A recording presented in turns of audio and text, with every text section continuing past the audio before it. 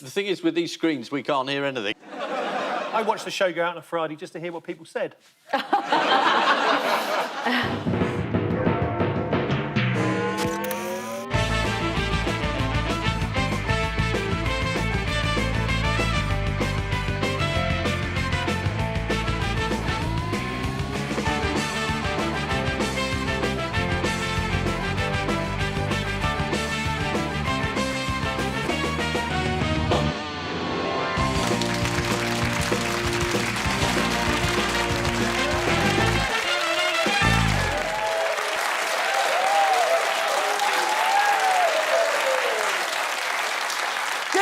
Welcome to Have I Got News for You? I'm Jennifer Saunders, and in the news this week, after another week of upsetting revelations about the breakup of their relationship with the Sussexes, William and Kate relieved some of their stress on Nicholas Witchell. Chris Grayling begins to regret his decision to closely supervise the building work at his constituency office.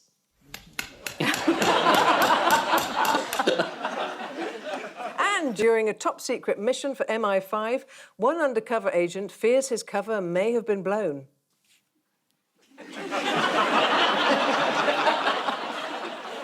On Ian's team tonight is a journalist and political advisor who's just become a presenter on Rupert Murdoch's latest venture, Times Radio. So let's hope she's not too daunted by our massive audience here of 40 people. Please welcome Aisha Hazarika.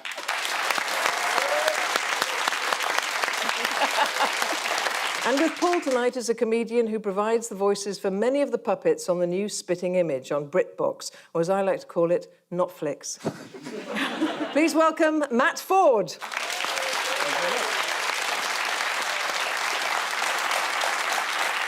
And we begin with the bigger news stories of the week. Paul and Matt, have a look at this. Hashtag third tier. Robert Jenrick going for a walk with all his closest mates. Is that 65 million quid? Can we have that? And some people running. Pub's just opened in Salford. Yes, this is the news that Manchester was placed into Tier 3 lockdown this week after a huge row between Andy Burnham and Boris. What were they squabbling over? Money. And this week has really demonstrated that his attitude to negotiations is just that you just walk away at any time. Basically, Boris Johnson will pull out of anything that isn't a woman. After a 10-day standoff, it transpired that Burnham wanted £90 million for Manchester and was offered £55 million. Burnham then wanted £75 million. The government offered £60 million. Burnham then wanted £65 million. It's like an episode of Dickinson's Real Deal. And Manchester didn't get the deal it wanted. Let's see how unhappy Andy Burnham was with that decision. Oh. I think the country's sort of fallen in love with Andy Burnham a bit. He's like really? He's like the new hot. Is this just you? No, it is other people as well. Name them. My friend Susan. Oh, you have. Your friend Susan? My friend Susan. In fact, we think he's a bit like the new hot priest from Fleabag. Yeah, one person clapping, thank you. You know what I'm saying. That was sympathy. Yeah. That was Andy Burnham. I mean, on that note, what did Andy Burnham have to deny using? His lovely long eyelashes? Well, yes, in fact, because after an appearance on Question Time, speculation was rife that the former government minister wore eyeliner. He told a national newspaper, "I had an email in my constituency office saying, 'What mascara do you use?' I can only say, hand on heart, that I have never, ever worn mascara. Neither have I, Andy, never." It is quite difficult to follow at the moment because some of the Labour mayors have taken the deal and then he didn't take the deal and then the national leadership says, you can't have this three-tier thing. I mean, it's terrible. People are losing jobs. So what we need is a total lockdown. Please don't think I'm being gloomy. It isn't total lockdown. It's just total local lockdown. And don't laugh, because you'll be in Tier 3 next week. It's true. Also, what I loved is in Scotland, Nicola Sturgeon's had to go that bit further. She's had to bring in 5 tiers, because she's got to be better than the English. She's got to have 2 more tiers, and they're all made of Dundee cake. Well, all the nations have done this. Wales branded theirs differently. They were having a fire break. which is like a cigarette break, but a lot bigger. He should have just done a deal with Manchester and then 9 months later just gone, actually, I don't like that deal anymore. I think I'm just going to turn my back on it. And see if they came back again, yeah. There we go. Boris Johnson looks at the North the same way he looks at his own children. He feels that there should be a relationship there, but he doesn't know exactly what. Or where it is. Why has Labour been criticised this week for their behaviour? Well, Keir Starmer's called for a national lockdown, despite Jonathan Van Tam saying that the science doesn't support it. And it's just nice to see Keir Starmer depart from what his whole master plan had been so far, which is basically to get up in Parliament and say, I will support the government when they get it right, but I will disagree with the government when they get it wrong. Is that an impression? That is an impression, yeah. No, it's a particular Labour MP, Angela Rayner, was told off in the Commons for her choice of words. Let's have a look at Angela. That's characterised their hindsight-heavy behaviour. But, excuse me, did the Honourable Lady just call me scum? Order! Order! Order! Order! From the front bench, we will not have remarks like that. Not under any circumstances, no matter how heartfelt it might be. Not at all. I saw that intervention and I thought, does that mean that on the back bench everyone can shout, scum, scum, scum, and it's not even heartfelt, scum, scum, scum, scum. But would we have heard it if he hadn't have drawn our attention to it? I shouldn't think that many people were watching. No. I mean, it's up there with Deal or No Deal. Is that a programme? No, that's a government strategy. Why has the subject of nationalising children been discussed in Parliament this week? Another MP said paying for meals for kids who can't afford meals during half-term is the equivalent of nationalising children. And being seen to be not in favour of feeding children, it's never a good look. And it makes you look a bit like scum. But also the Tory MP that made that point about nationalising children then went on to say we've got to teach this country about parental responsibility, just like Waitley finds out about who his Prime Minister is. Downing Street has expressed concern over Marcus Rashford's campaign, as they were certain the MBE would shut him up. So in the spirit of Andy Burnham's frown... Yes. Who wants to play a quick game of who's got this frown and why are they down? Yes. Yes. Yes. Absolutely. Here's your first one. Theresa May, and she's down because she was annoyed with what Michael Gove was saying. Oh, that's a good one. Let's have a look. The second thing I would say is that there are many, many areas in which we can cooperate more effectively to safeguard our borders outside the European Union than we ever could inside, through a variety of methods and arrangements open to us, open to Border Force, and open to our security and intelligence services. We can intensify the security. According to the Mail, Theresa May recoiled like she'd found an ancient kipper in the fridge. It must be incredibly galling. It's very cool. To be the Prime Minister who Boris rebelled against. Thinking, they thought I would do a worse job than this. I was more worried about her buttons on her blouse. I'm sorry, I was obsessed with that. Actually, while we're here, should we have a little look at the face of Michael Gove, created through the medium of lunch foods? That isn't Michael Gove. That is actually lunch foods. And is it his face? It might be the behind view, you never know.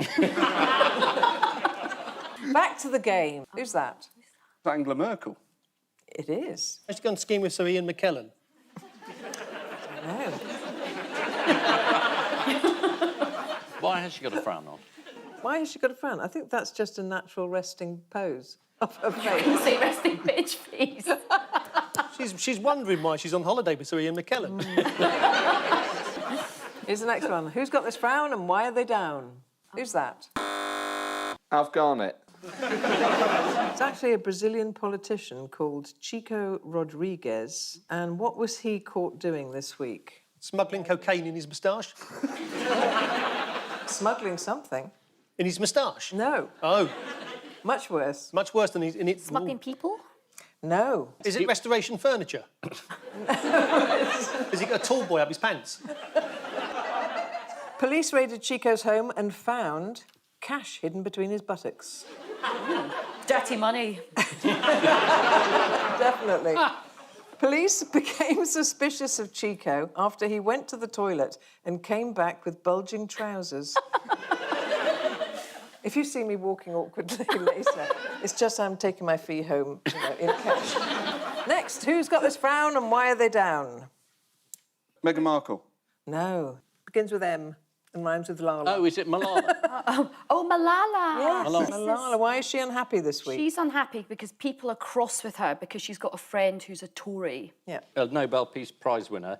If she makes friends with a Tory, she should address them as scum! Scum, scum, scum. Do you want to come and have a drink? Scum!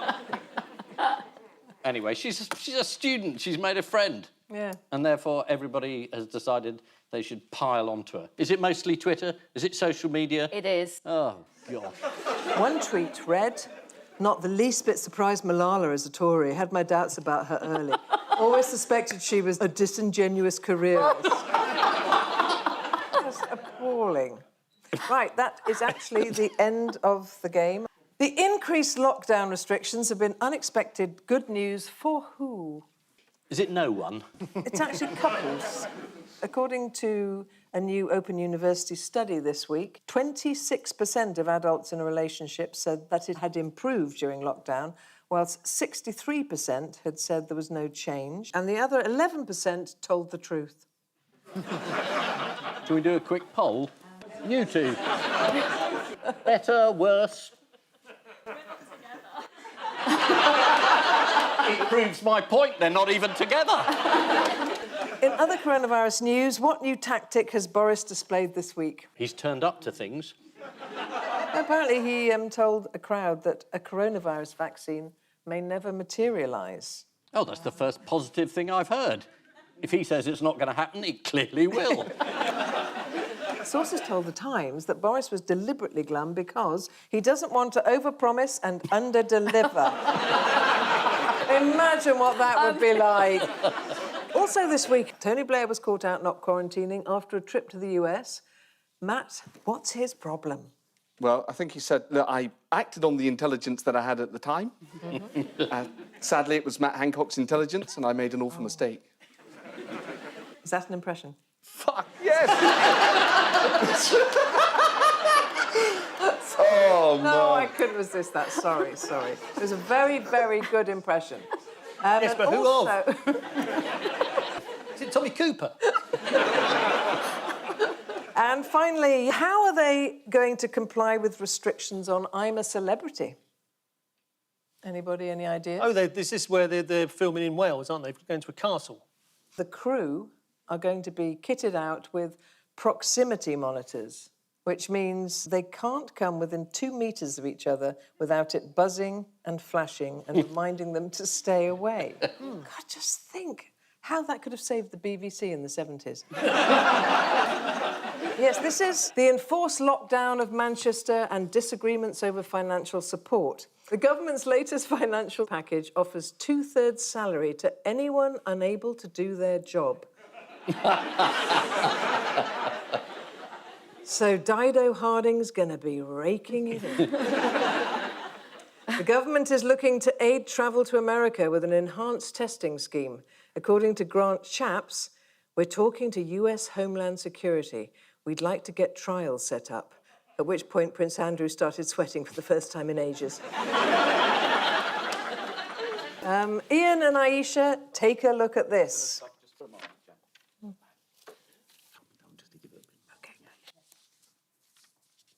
Someone died, Steve. Yeah. Have you just asked her out? Ian and Aisha, take a look at this. Yes.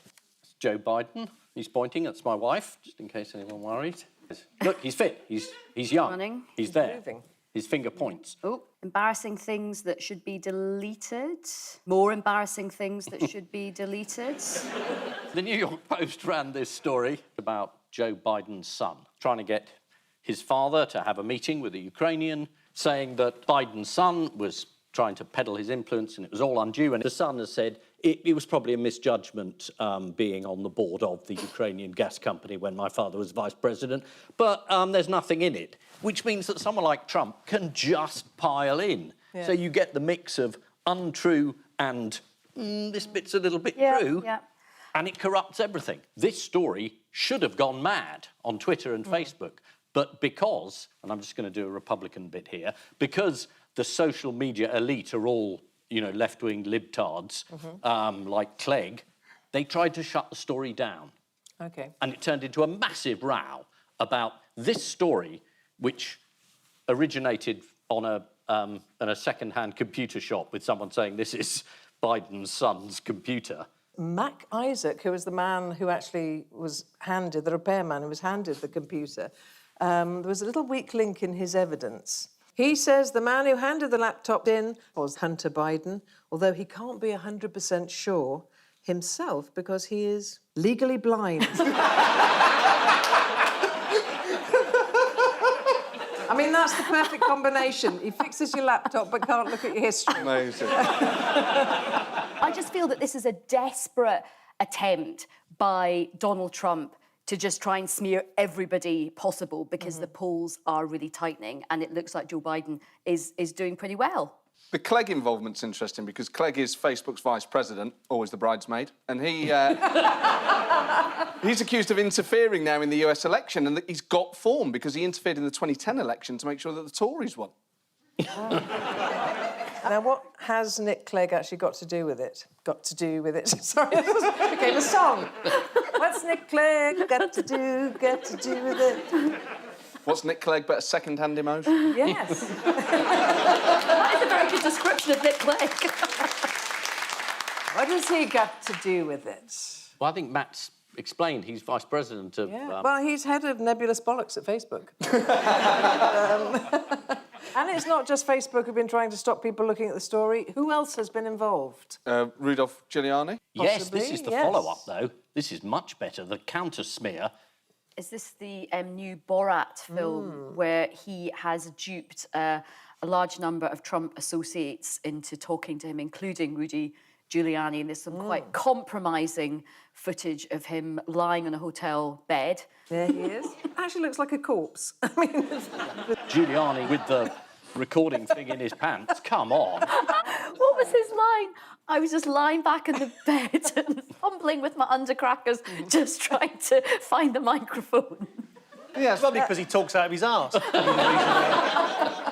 Kayleigh McEnany, Trump's press secretary, was blocked from Twitter for trying to link to the New York Post piece. She said, "They essentially have me at gunpoint. This is not the American way."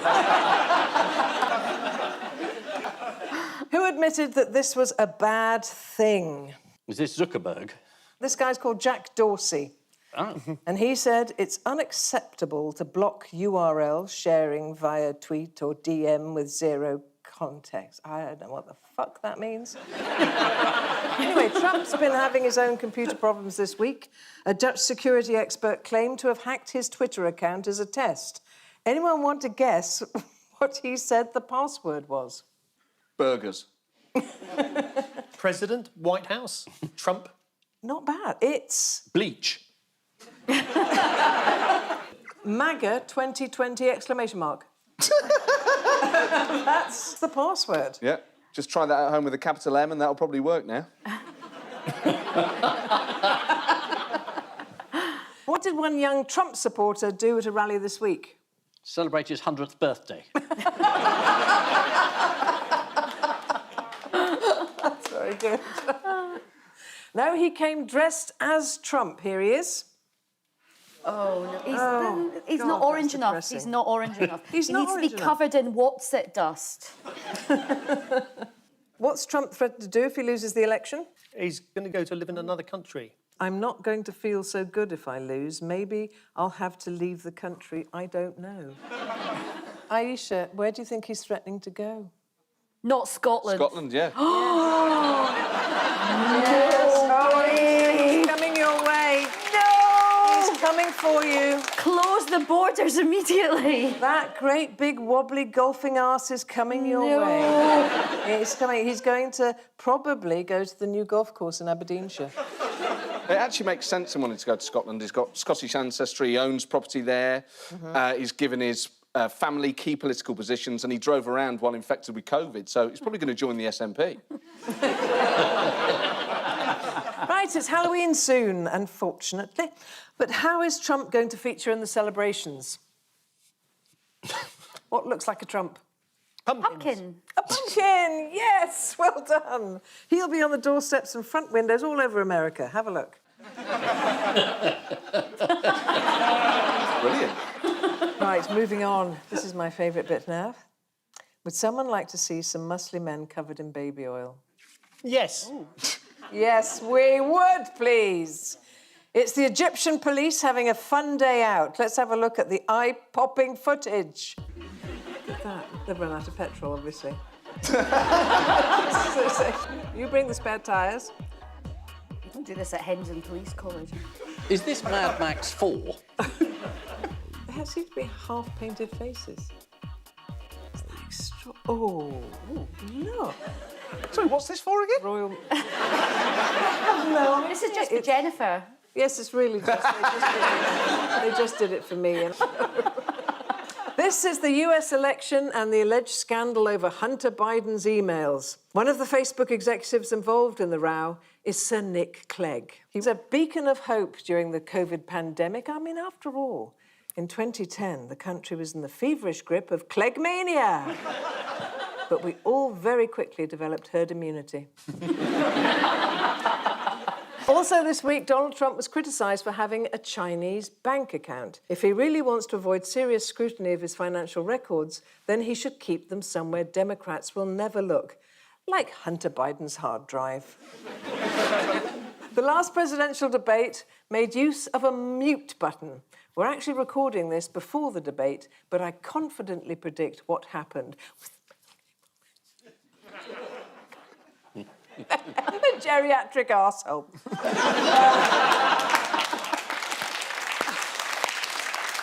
So, on to round 2, which is the one-armed bandit of news. Fingers on buzzers, teams. Here's the first one.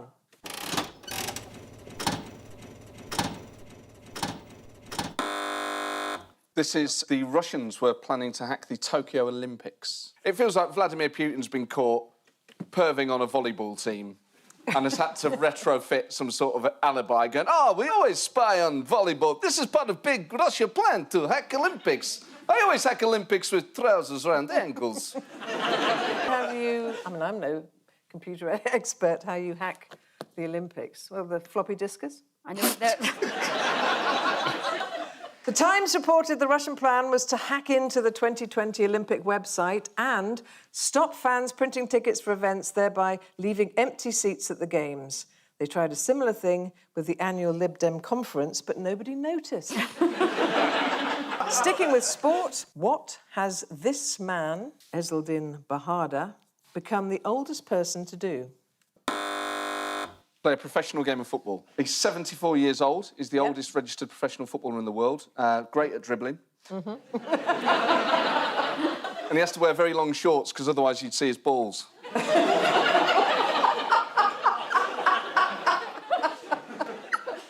I think we've got a clip. We've got a clip of him, I think, playing his game. Here he is. Every time a teammate kicks in the ball, it's a potential hospital pass. Who is this, and what's he been doing on open water? He's got a boat, and he's rowing it about for charity. Yeah, this is Michael Stanley. Yeah. And he's a retired army major who's been sailing his own homemade boat down the Chichester Canal for charity. Here he is. Michael told The Guardian, I got 2 sheets of corrugated iron, put them together and tried to make them float. Chris Grayling will be trying to sign him up to help with the no-deal Brexit. No, there's a whole load of old people now who decided if Colonel Tom could do it, then they can. Yeah. There's people walking up and down their gardens, people rowing up and down canals. Do you want to see what happened when Eamon Holmes tried to interview him this week? Let's have a look. The Titanic is absolutely fabulous, Major Stanley. Tell us where the idea came from and what it actually consists of. Major, maybe you should come back a bit because you're getting further and further away from us. Just maybe you come back to the camera. Will be great. Okay. Okay, good man. Will it... Oh, Also this week, a Royal Navy submarine officer was sent home after reportedly turning up drunk when he was meant to be in command of Britain's Trident missiles. According to one colleague, he was not in a fit state to be in charge of nuclear weapons. Mind you, is this man? That was a good story. The submarine captain, he was the weapons officer, the man who's caught was drunk. he? Yeah, and the submarine was called HMS Vigilant. Fingers on buzzers, teams. Here's the next one. Oh, sorry, I forgot to pull the... Sorry. Just What are you doing, got lots pulling of it. pints? Oh, that's quite nice. I could work in a Wetherspoon.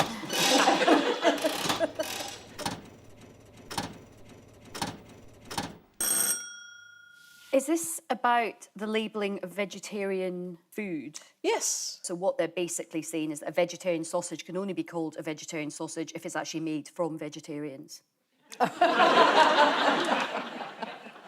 Yes, it's the big question on everyone's lips in the EU this week. They're trying to ban vegetarian products from using the words sausage, meat, or burger. Why can't you have a vegetarian sausage? Well, vegetarian sausages don't quite recreate the succulent texture of eyelids and testicles. OK, yes. I think the word sausage is quite phallic. So I think it's like a veggie version would have to be like a sort of a bean banger or like a lentil horn or they're like calling a them soya tube. snake or something. Yeah, or a veggie tube or something like Tubes, that not do it for you? that. A tube isn't phallic. I mean, this week they are trying... You want to try the Piccadilly line? They are trying to ban the word. What were attendees to a recent paleontology meeting banned from talking about? Jurassic Park. Apparently they were at a conference and the software, which included a pre-packaged naughty word filter, meant that no one could type any questions containing the word bone.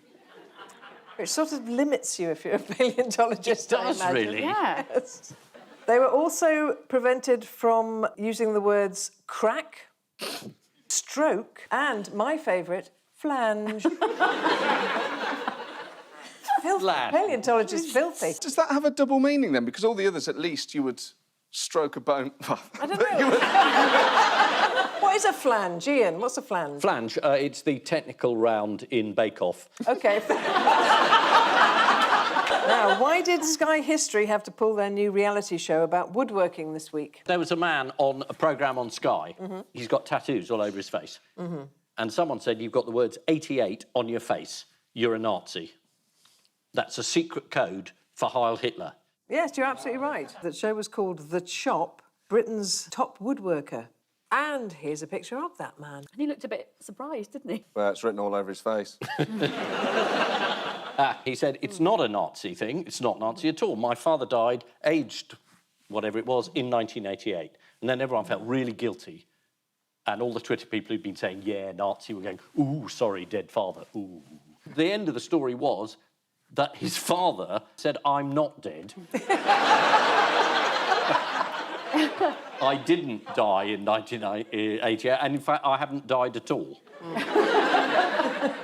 And at that point, I think Sky thought, maybe it means Heil Hitler after all.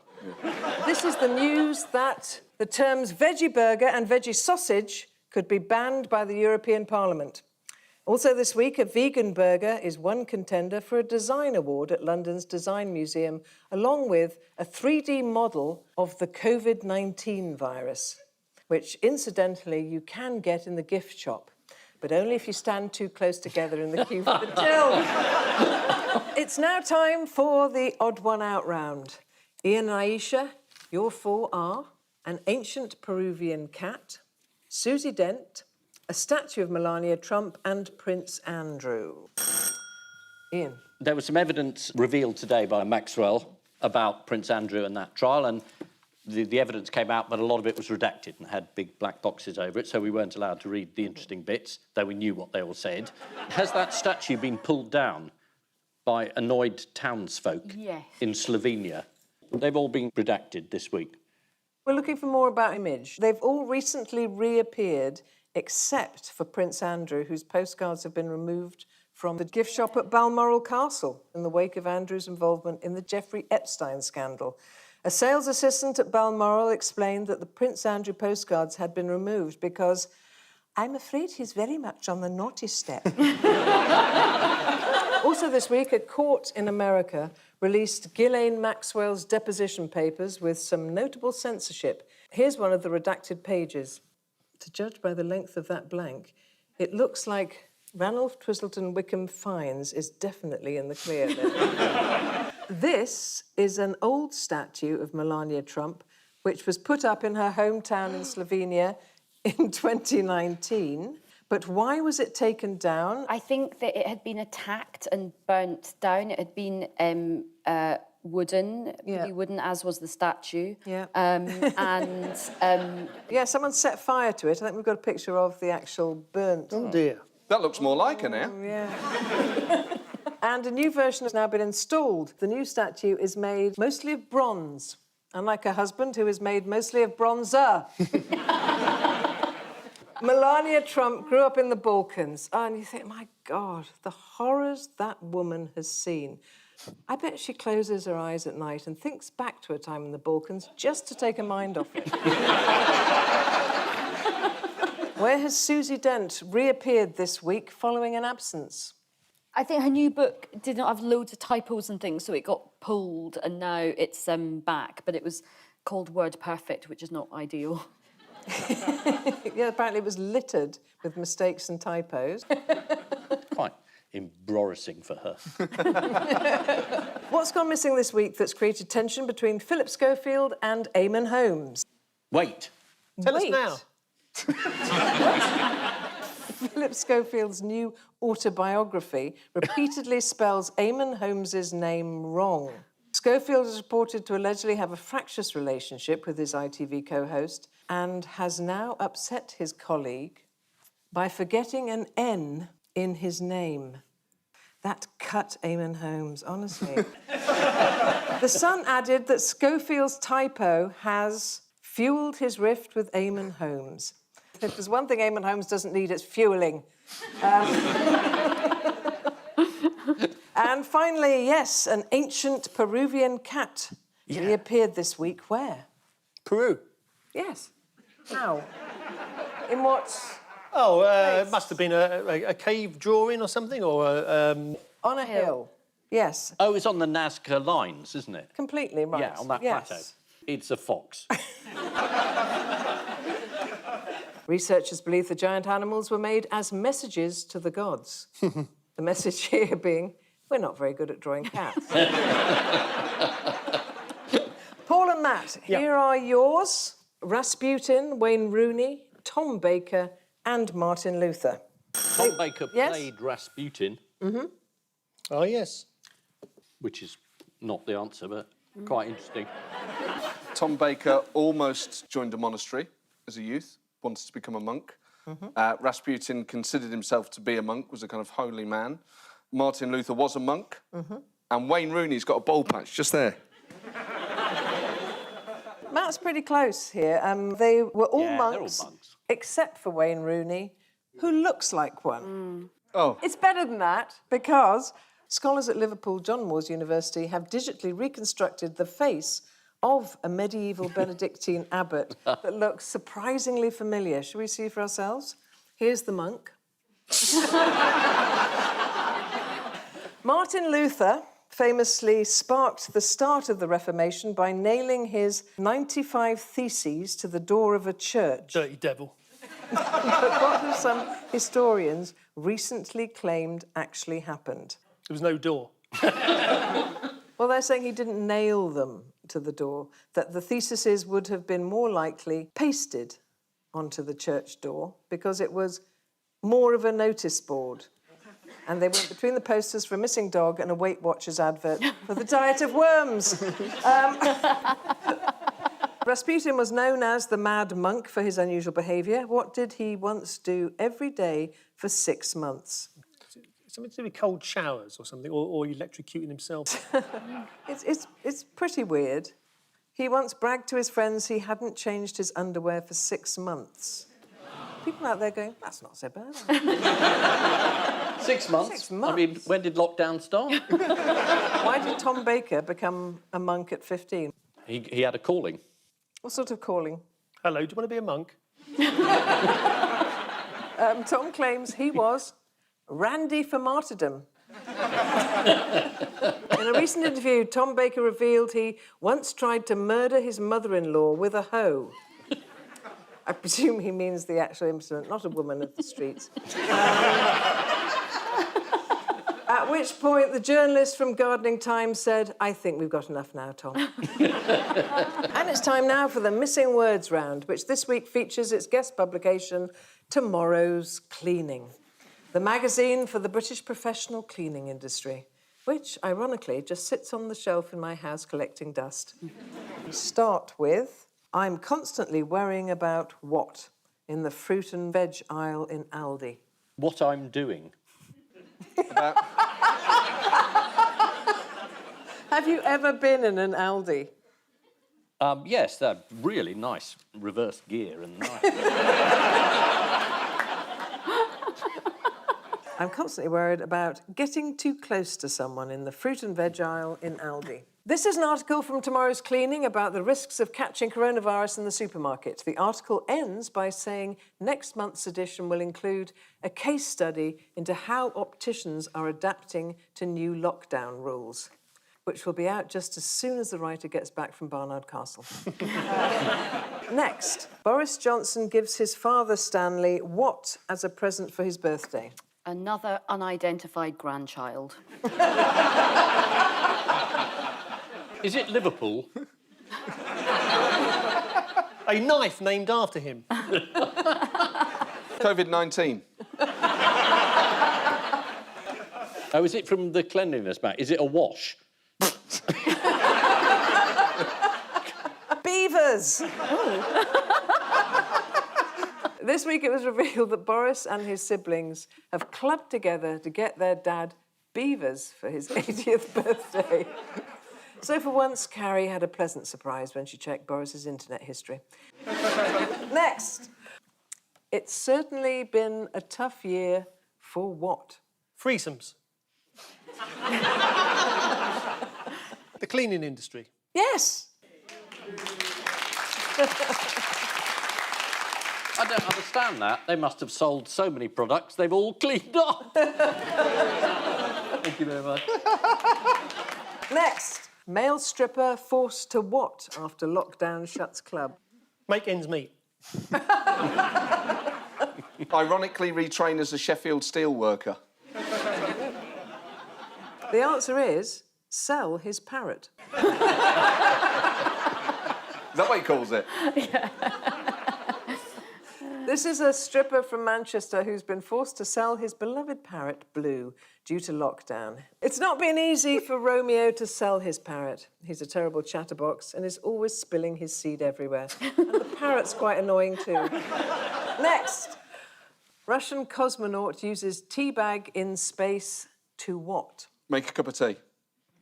No, not that obvious. Is it poison all the rest of the crew? To demonstrate the power of the gravitational force in outer space. Very close. To detect an air leak. God, you might detect it other ways, like you're choking to death. An air leak. According to The Sun, the crew patched the breach by plugging it with glue and gauze because the digestive they initially used went very soggy. Next, it's been a good lockdown for cleaning firm called... Boston Consulting Group. For cleaning firm called Mrs. Bucket. Well, we would have been here a long time trying to get that. I know. Rachel Flanagan, CEO of Mrs. Bucket, explained how proud she was that they had just been given the cleaning contract for Cardiff buses. Yeah. As Wales begins to... Whale? No, stop it. As well begins to reopen. Sounds Yes. like the opening line to a David Attenborough documentary. Here in the middle of the ocean. That's David Attenborough, by the way.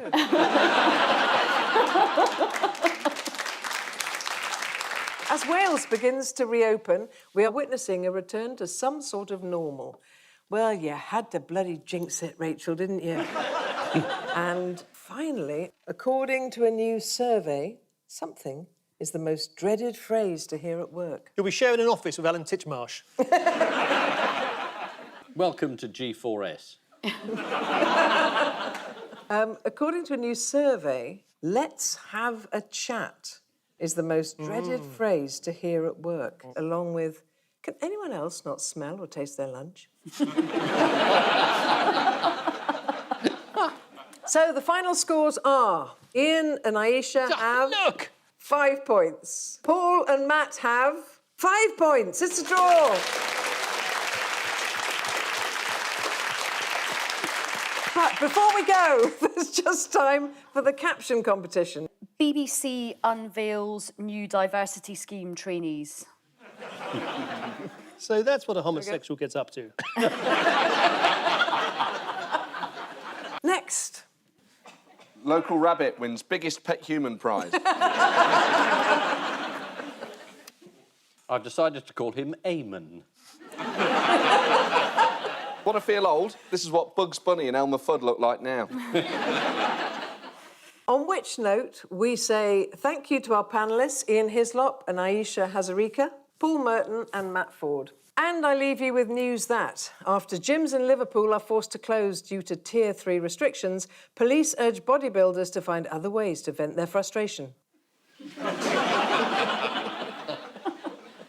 There's some good news at the Emirates Stadium in North London as Arsenal are allowed to let in their most raucous crowd in years.